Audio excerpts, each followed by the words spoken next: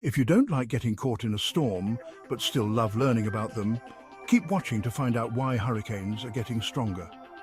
Hurricanes are super powerful storms that start over warm ocean waters. They have winds that blow at least 74 miles per hour. Depending on where they form, they're called hurricanes, typhoons, or cyclones. Now, why are hurricanes getting stronger? It's all because of warmer ocean waters. As the ocean heats up, it gives hurricanes more energy to grow bigger and stronger. Scientists use cool tools like satellites and radar to track these storms.